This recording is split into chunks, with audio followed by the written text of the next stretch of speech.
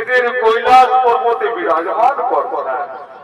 আর হর পার্বতীর ভূমিকায় যারা নৃত্য অভিনয় করে দেখাবেন তারা হলেন 12 গঙ্গা নৌকরার শিব শক্তি সমিতির পরিচালক ও তার সহযোগী অর্থাৎ ঝাড়ু কুমার ও ভৈরব চন্দ্র কুমার।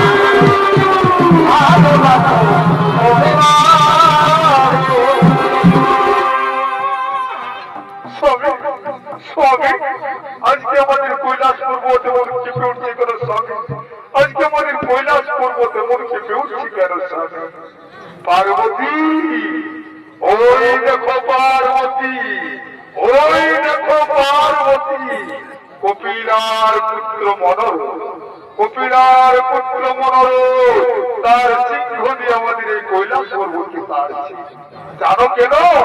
তাকে নাকি পুলহরিষি অভিশাপ দিয়েছে, তার নাকি অসুর কুলে জন্ম হবে, তাই তার মাতা কপিলা, তাই তার মাতা কপিলা তাকে আশীর্বাদ দিয়েছে, ওরে পুত্র যাও, যে কোনো খানে তোমার একটা সিংহ খুঁজে ফেলো, তাহলে সেই সিংহ থেকে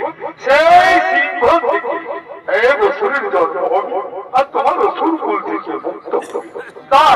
তাই কপিলার পুত্র মনোর সর্বভৌমত্ব পাতাল ত্রিভুবন গেলেন তার একটা সিং ভাঙার জন্য, কিন্তু দুঃখের বিষয় কোথাও তার একটা সিংহ ভাঙলো না।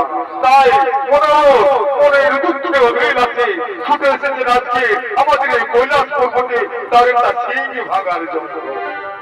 স্বামী স্বামী, আমি পশুপুত্র স্তুতি, আমি এই পশুপুত্র স্তুতি মনোচিত্ত সিংহ ভেঙে দিই স্বামী, মনোচিত্ত সিংহ ভেঙে দিই।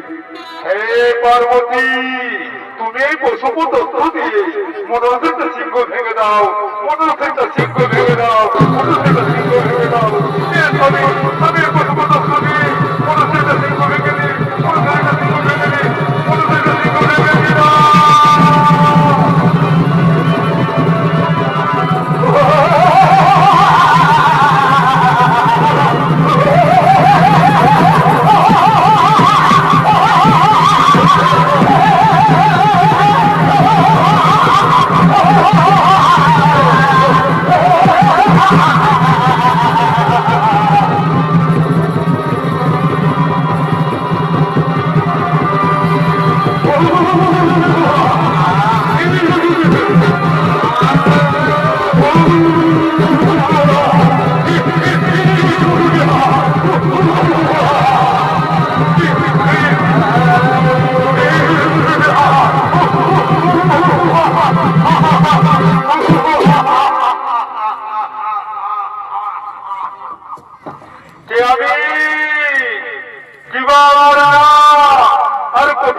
আমার জন্ম আর কিবা পরিচয় আমার।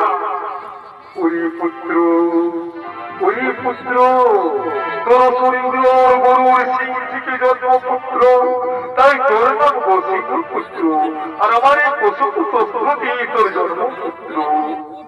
বাবা,